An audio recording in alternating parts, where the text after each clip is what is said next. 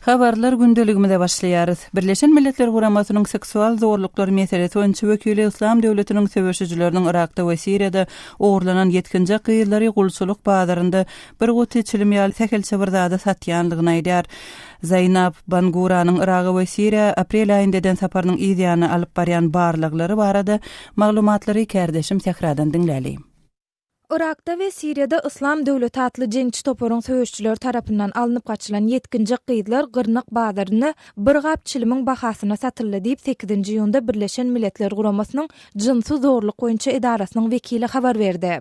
Zaynab Bangura aprel aýynda Irak we Siriýa sapar etdi. Şondan bäri ol gürüň edilýän söwüşçü topar tarapyndan ýetir alynan we sany 3000 bilen 5000 aralygyndadyr diýilip çak edilýän gyýyllaryň garşysyna edilýän ilhinç jinsy zorluklary durdurmak üçin herekete geçmek planynyň üstünde işleýär. İslam döwleti atly toparyň gyýyllary alyp açmak çäresi bu toparyň daşary ýurt söwüşçüleri işe çekmek urunnaky strategiýasynyň esasy bölegine öwrildi. Soňky 18 aýyň dowamında bu topara goşulmak üçin daşary ýurtly söwüşçüleriň ençemesi Irak we Siriýa bardylar. Olar şeýdip ýaş erkekleriň ünsüni özlerine çekýärler. Olar bizde siziň bilen nikah baglaşmak üçin garaşyp oturan gyýylar bar diýärler. Daşary ýurtly söwüşçüler häzirki uruş hereketleriniň esasy oňurgasyny emele getirýärler diýip Zaynab Bangura AFP habar gullugyna beren maglumatynda belledi. Banguranyň Irakdaky we Siriýadaky gyýylaryň alınıp gaçylyşy we satylşy barada medeniýet serişlerine beren soňky interwýularynda ma'lum eden maglumatlary hopukdyryjy. İslam döwleti atly topar owalary hüjüm eden soň zenanlary erkekden aýyrýar we 14 ýaşyndaky hemde ondan ýokary ýaşdaky oglanlary we erkekleri öldürýär.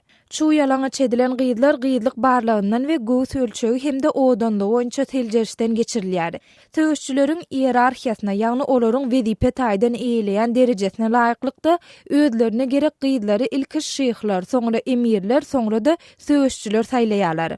Olaryň her biri 3 ýa-da 4 gyýyl alýarlar we gyýyllardan ýa-da çağlar olary bir näçe aýlap saklaýarlar. Soňra şol gyýylar gaýtadan gyrnyk bazaryna uğradylýar. Gyrnyk bazaryna ýa-da gyrnyklaryň auksionunda gyýyllary satyn alýanlar zalim söwdalaşýarlar. Biz bir gyýdyň 22 gezek satylanyny eşitdik we söwüşçüleriň gözegçiliginden gaçyp çykan başga bir gyýy bolsa özüniň şeýh tarapyndan tutulandygyny görüň berdi. Onuň sözlerine görä şeýh şol gyýdyň goşadyrnak içinde öz emlägi digini görkezmek üçin onuň eliniň arka tarapyna öz adyny ýazypdyr diýip Bangura görüň berýär. Alınıp gaçylan gyýylaryň aglabasy Yezitilerden ibaret bolup, ejir çekýän bu sekte İslam döwleti atly topar tarapyndan şeytana uýan dinden çykanlar diýilip hasaplanýar. Kärdeşim Sehranyň maglumatlaryny dinlediňiz. Owganistanyň resmiýetleri ýurtda İslam döwleti toparynyň söwüşçüleriniň barha köpelýänligini aýdýarlar. Käbir Owgan resmiýetleriniň aýtmagyna görä, İslam döwletiniň söwüşçüleriniň Owganistanyň dagmagdançylyk önümçiligine hem howpy güýçlenipdir. Owganistandaky habarçymyz Şamerdan Gulmuradiýanyň maglumatlaryny dinläýin.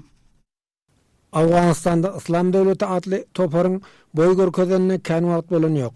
Şoňa garamazdan İslam döwleti atly toparyň hereketiniň tutuş Awganistanda güýçlenýänligi ma'lum edilýär.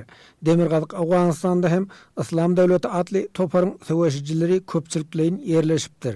Demirgazyk Awganistanyň merkezi Aziýa ýurtlary bilen serhetleşýän regionlarynda İslam döwleti atly toparyň agdalarynyň sanynyň gün saýyn artýanlygyny bilermenler aýdýar.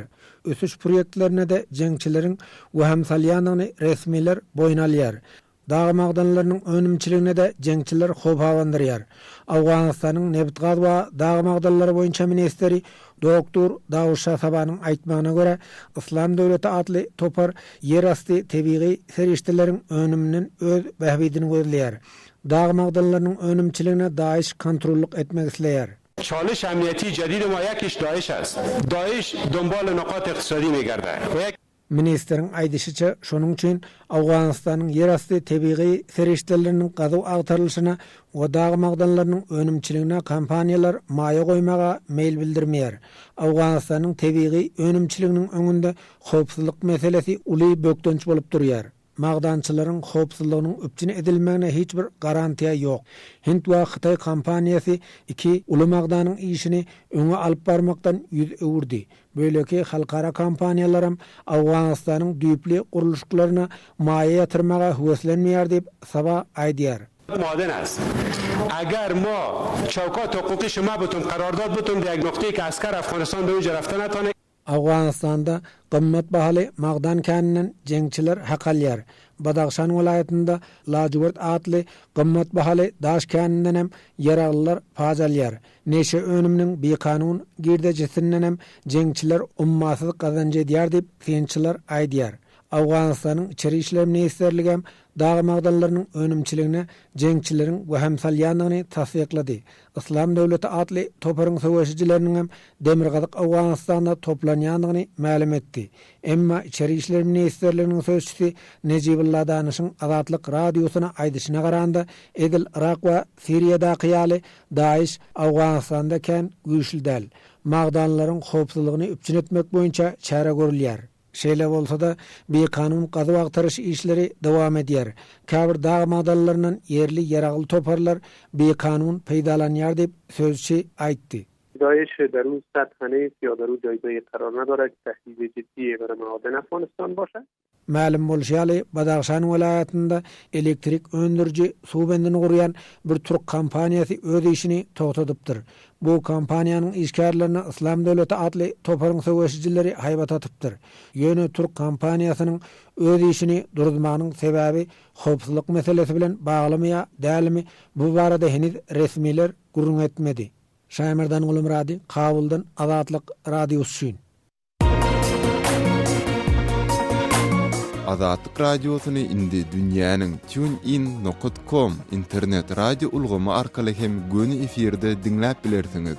Radiomuzy TuneIn.com saýtyna girip gözlek bölümünde Azatlyk diýip ýazyp tapyp bilersiňiz. TuneIn.com ulgamynda türkmen dilinde maglumatlary berýän Ýeketäk radiony Azatlyk Radiosyny dinlemäge çagyrýarys.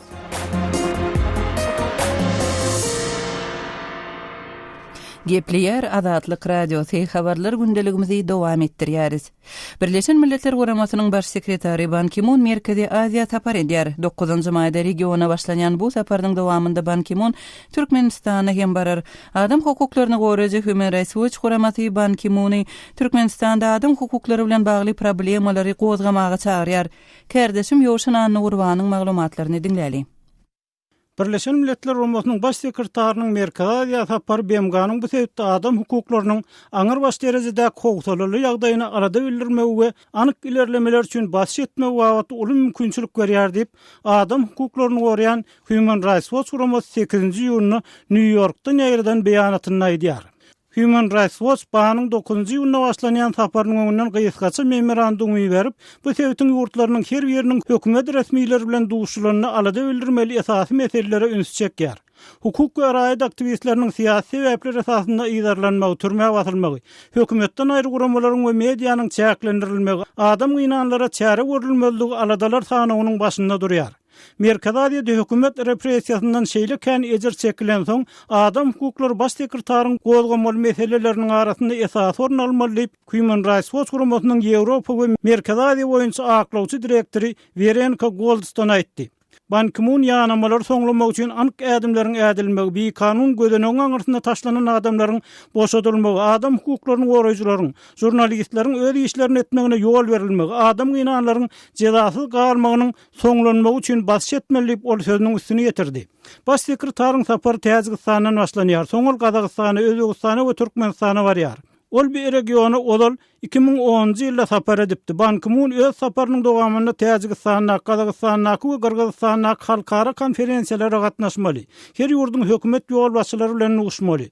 Saparyň dowamynda baş sekretäriň Gazagystanyň opposisiýa lideri Vladimir Kozlowyň, Kyrgyzstanyň hukukçy aktivist Alimjon Askarowyň, Täjikistanyň garasy aklawçy Şuhrat Kudratowyň we opposisiýa lideri Zayt Saýydowyň, Türkmenistanyň syýasy dissident Gulwelli Ananýazowyň, Özbegistanyň hukuk goraýjy Adam Farmanowyň şahsy işleri bilen hem gydyklanmagyna garaşylýar. Siyasi sebäpler esasında türmäge basmak hususan Özbegistanyň we Türkmenistanyň bir topar adamyň esassız aýyplamalar bilen türmede saklanýan ýurtlaryny aýratyn göze dürtülýär diýip Human Rights Watch'un beýanatynda aýdylýar. Siyasi sebäpler esasında tutsak edilenleriň arasynda 1999-njy ýyldan bäri Özbek türmesinde oturan Muhammed Bekjanow hem bar. Ol dünýäniň iň uzak saklanan jurnalist tutsagy hasaplanýar. Türkmenistan'a Ozalky Daşary işler ministri Boris Şehmuradow bilen bilelikde tutsak edilen we köplenç yapyk suud edilen onlar sadan türmelerde yitirim boldy diýip Human Rights Watch häkimetleriň bu adamlar barada 10 ýyldan gowrak wagt ýar hiç bir maglumat bermeýändigini ýatladýar. Mundan başga baş sekretar Merkez Aziýanyň liderlerini, hususan türkmen we özbek ýolbaşçylaryny BMG'nyň adam hukuklary guramalary bilen hyzmatdaşlyga çagyrmaly. Olaryň bu urdaky borçnamalaryny ýatlatmaly diýip adam hukuklaryny goraýan guramaýa diýär. Sebäbi ýurtlaryň ikisi hem uzak wagtlar BMG'nyň hukuk gözegçileriniň ýurda gelmegine ruhsat bermeýär. Kardeşim Ýoşan Anna Gurbanyň maglumatlaryny dinlediňiz. Adam hukuklaryny goraýan aktivistler Türkmenistanda tutsak edilip ýitirim bolan onlarça adam ykbalyna aladalanma bildirýärler. Olaryň arasynda 2008-nji ýylda immigrasiýadan Türkmenistana dolanyp tutsak edilen we ýitirim bolan syýasy dissident hem grajdan aktivisti Gulgeldi Anna Niýazowyň ykbaly barada şuun köwnäçenli maglumat ýok. Hormatly radio dinleyijiler, Azatlyk radiosy Gulgeldi Anna Niýazow bilen ozalky ýyllarda geçiren iki töhbetdeşlikleriniň birini size eşitdirmegi makul bildi. Kardeşim Ýoşan Anna Gurbanyň 2004-nji ýylda geçiren töhbetdeşliginden bir bölegi arhivimizden dinläýäli. Oppozisiýanyň esas kynçylygy nämede?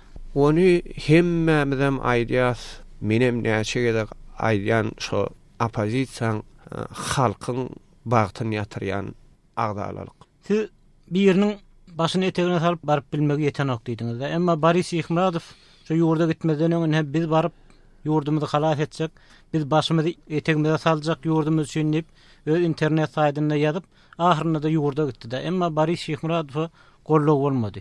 Muňa nähil barýaňyz? Boris Şehmuradow birinji bilene öňkü ýankymen diýişimmäli halk bilen gatnaşyk ýetenok. Şo zady ýok.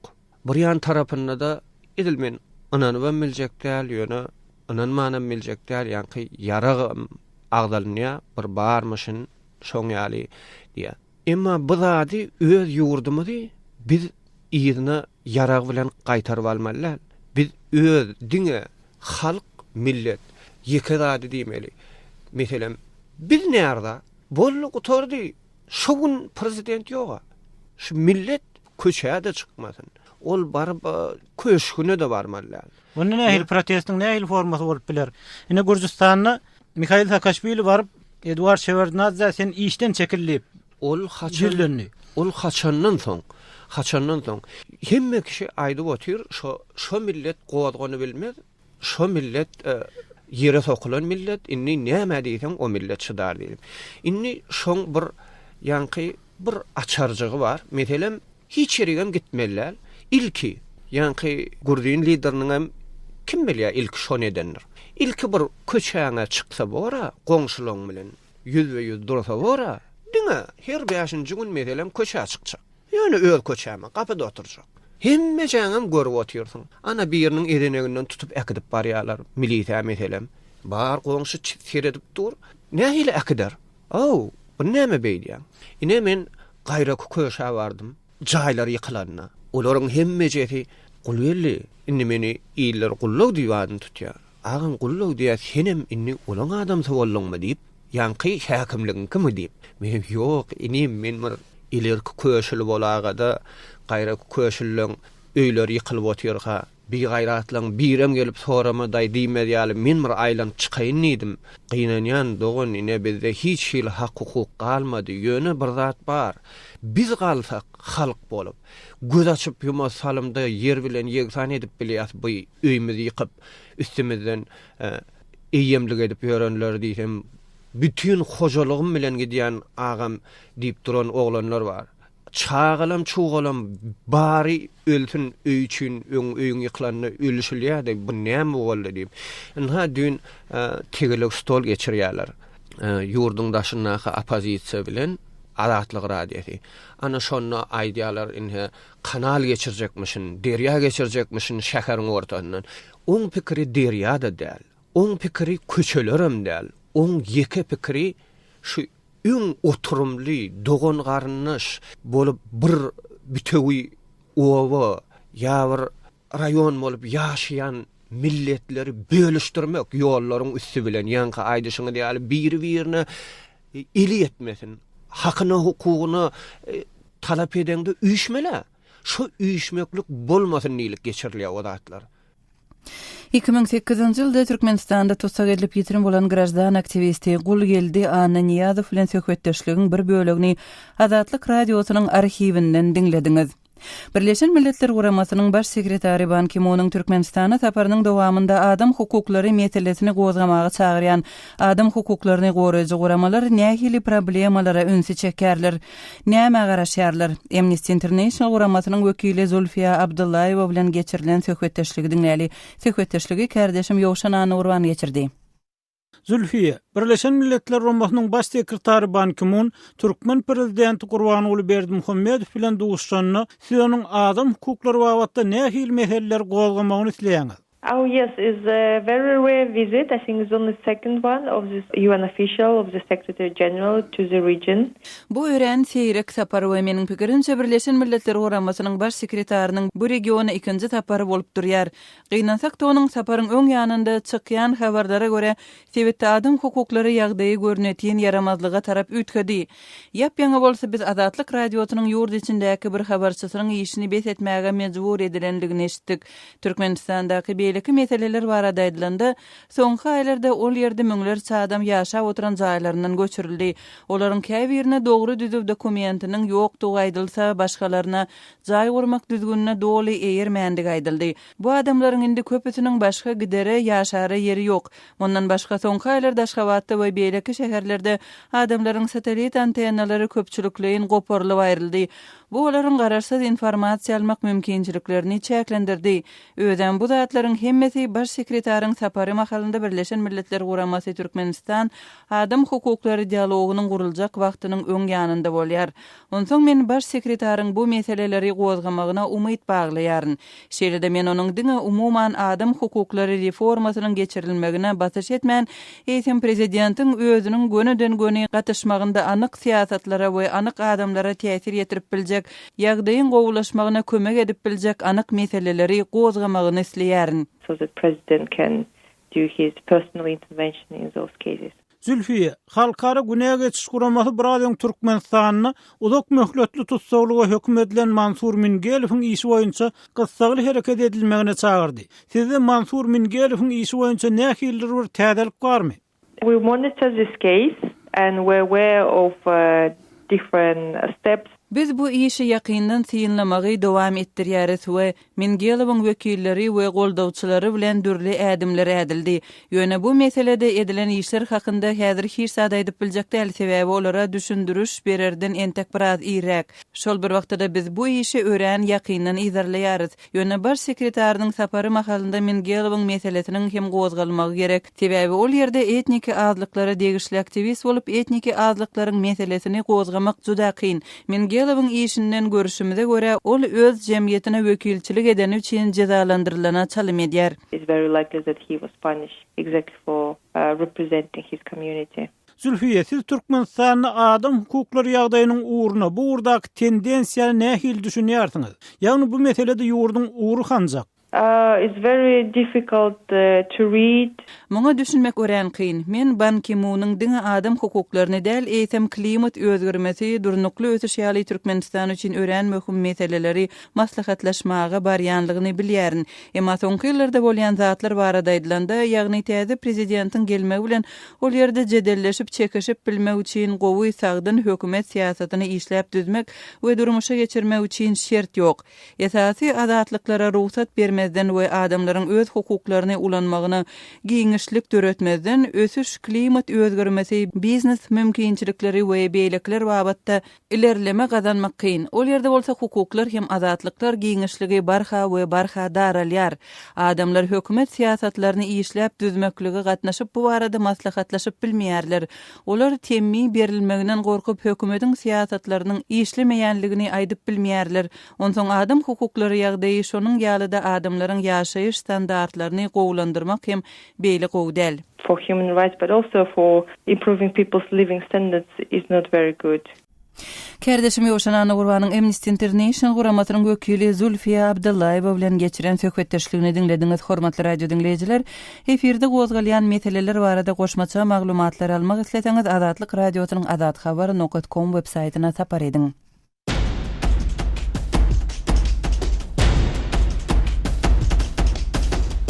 Azatlyk radiosynyň Azatlyk TV bölümi indi YouTube internet saytynda hem işläp başlady.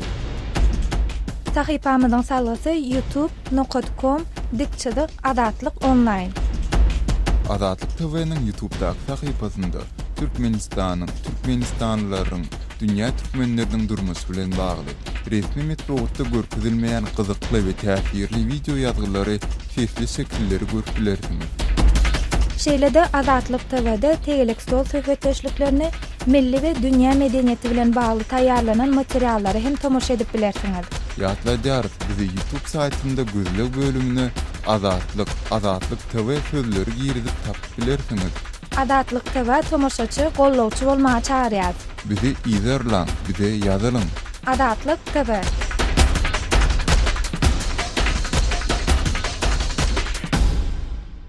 Gepleýär Azatlyk radiosy, hormatly radio dinleýijiler, siz habarlar gündeligimizi dinleýärsiňiz. Türkmenistanda 40 gradusdan geçýän yssyda suw tok ýetmezçiliginiň ýüze çykýanlygy barada maglumatlar Azatlyk radiosynyň web saytyna şeýle tesbirler gelipdir. Murad atly okyjymyz bu zatlar TV-ga bagly, toga bagly däl diýär. Gara Murad atly ady bilen ýazylan beýleki tesbirde Dubaýda düýün 50 boldy. Tok öçmedi, Jeddada 55 bolupdyr. TV-ga näme sebäpden diňe türkmeniň togyny öçürýär, muňa halk günäkärmi diýen sowallary orta atýar. Cennet Aknur atly okyjymyz ol eşekde ýüküm ýok, ölse de habarym ýok. Ne TV-ga hadisasy, ne de başga bahana diýip ýazýar. We ýazan tesbirinde gün energiýasynyň näme üçin peýdalanymyz ok diýär. Hormatly radio dinleýijiler, eferde gozgalýan meseleler barada goşmaça maglumat almak we öz pikirlerinizi mälim etmek isteseňiz Azatlyk radiosynyň azathabar.com web saytyna, Facebook we Wkontakte sosial ulgamlaryndaky sahypalaryna täýär ediň, tesbir ýazyň. Azatlyk radiosu bilen telefon ýa SMS arkaly habarlaşmak isteseňiz biziň Moskwadaky nomerimiz goşmak belgisi 7-926 236 0455. Azatlyk radiosu siziň pikirlerinize garaşýar.